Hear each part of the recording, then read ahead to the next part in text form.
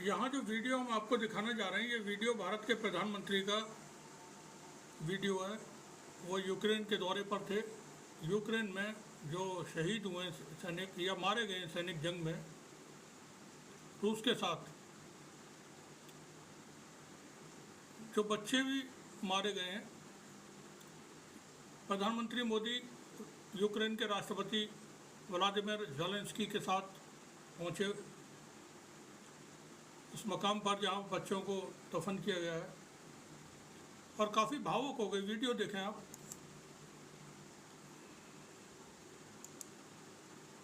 Video को हमने mute कर दिया। प्रधानमंत्री मोदी को देखें, बस उनके आंसू जैसे अब निकलने वाले हैं कुछ देर में।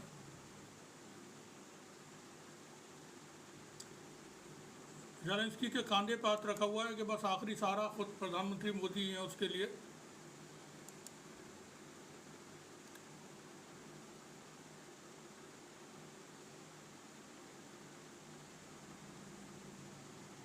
यहाँ वो जंग से जुड़ी जानकारियाँ हासिल कर रहे हैं।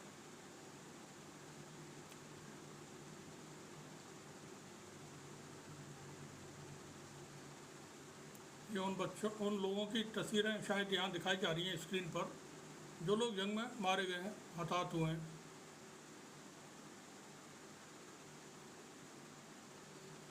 वीडियो ये ANI से हासिल है।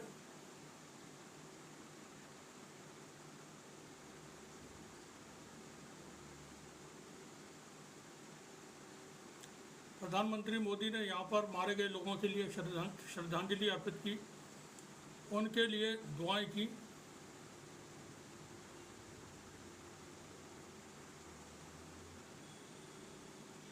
फिर से दिखाते हैं थोड़ा सा। चेहरे पर देखें आप, ज़ेलेंस्की के कांधे पर हाथ रखे हुए हैं प्रधानमंत्री मोदी कि हम तुम्हारे दुख में शरीक हैं, हम भी बहुत दुखी हैं। चेहरा देख सकते हैं आप, प्रधानमंत्री मोदी का दुखी चेहरा। यहाँ देखें, बहुत गमज़दा हैं। भारत के प्रधानमंत्री यूक्रेन गए। कत्लेआम गाज़ा में भी जारी है। 10 महीने से गाज़ा के अंदर बेशुमार कत्लेआम इसराइल ने किया हुआ है, और उस कत्लेआम में भारत का भी सहयोग है। भारत की भी मदद इसराइल को मिली हुई है। हमने कई सारी रिपोर्ट्स में बताया है कि भारत की मदद इसराइल को मिली हुई है। वाजिद अली खान एक्स यूज़र हैं, वो लिखते हैं, यूक्रेन जंग में मारे गए बच्चों की स्मृति स्थल पर जाकर मोदी जी भावुक हो गए, लेकिन मोदी जी ने इजराइल को 27 टन असला भेजा है, जिससे इजराइल ने गाज़ा में 50,000 से ज़्यादा फ़िलिस्तीनियों की हत्या की है। यूक्रेन के बच्चों के लिए मोदी के आंसू निकल गए, लेकिन मणिपुर पर एक शब्द तक नहीं बोला गया।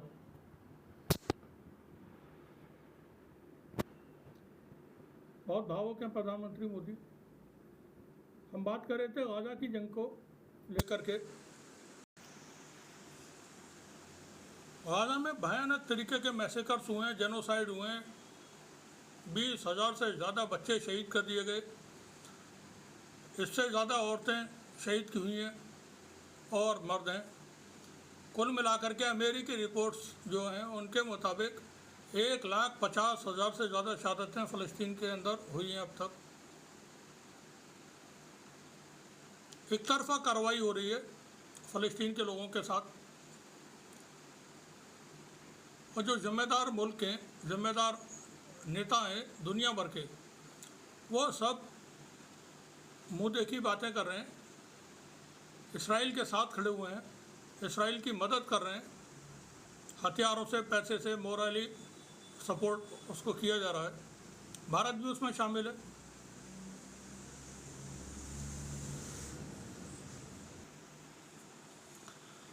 एंटनी ब्लिंकन इसराइल आए थे, उसके बाद वो इजिप्ट पहुँचे और फिर वापस अमेरिका चले गए। सीज़ फायर की उम्मीद थी कि ऐलान हो जाएगा सीज़ फायर का, लेकिन वो नहीं हुआ।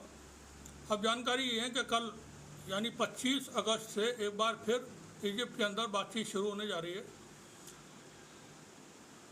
जो इस जंग को रुकवाने के लिए लोग शामिल हैं बातचीत में, वो सभी अभी इजिप्ट में मौजूद हैं और कल वो बैठेंगे आपस में एक बार फिर से। हासिल क्या होगा ये कल जानकारी मिल पाएगी, लेकिन अच्छी बात यह है कि बातचीत अभी टूटी नहीं है। इस बातचीत में कल कतर के विदेश मंत्री और वहाँ के जो डिप्टी प्राइम मिनिस्टर हैं वो भी शामिल होने जा रहे हैं, इस तरह की भी जानकारियाँ हैं।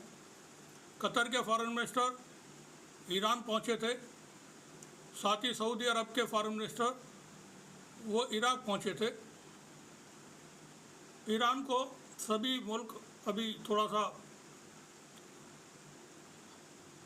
एतमाद में लेने की कोशिश कर रहे हैं, भरोसा दे रहे हैं कि हिम्मत रखें, अभी हम कोशिश में लगे हुए हैं कि जंगबंदी हो जाए। ये जंगबंदी ज़रूरी है, अगर नहीं होती है तो फिर बहुत बड़े खून खराबे और होंगे और जंग पूरे खत्ते में यानी मिडिल ईस्ट के और मुल्कों में भी फैल जाएगी, ऐसी उम्मीदें हैं। मिडिल ईस्ट की जंग में मीडिया ने बहुत ही ख़राब रोल अदा किया है, वो यूरोप का मीडिया हो, अमेरिकन मीडिया हो या भारत का मीडिया, सबका पैटर्न एक ही है और सबका हीरो इसराइल है। नेतन्याहू उनका आइडियल है। भारत के मीडिया में जब हम खबरें देखते हैं तो उससे अंदाज़ा हो जाता है कि इसराइल के साथ किस लेवल के हमारे भारत के मीडिया के भी गहरे ताल्लुकात हैं और किस तरह से वो इसराइल को, नेतन्याहू को फॉलो करते हैं। एक बड़ी और ख़बर है, वो हम अलग से रिपोर्ट करेंगे कुछ देर में, और वो देखें आप, इसराइल के अंदर ऐसा बवाल मचा हुआ है, बहुत बुरी तरह से बवाल मचा हुआ है। एक खातून के कुछ बयान देने पर, वो बंधक थी 245 दिन तक हमास के पास गाज़ा के अंदर, जब वो रिहा हो गई हैं और रिहा होने के बाद वो जापान पहुंची तो जापान में उन्होंने कुछ जो बातें की हैं, उसके बाद नेतन्याहू बड़ा टेंशन में है। नेतन्याहू ने उसके ट्वीट्स को डिलीट कराने के लिए हुक्म दिया हुआ है, लेकिन वो ट्वीट्स अभी तक डिलीट नहीं हुए। तो हम पूरी एक रिपोर्ट अभी करेंगे, आप देखें उसे। शुक्रिया आप सभी का।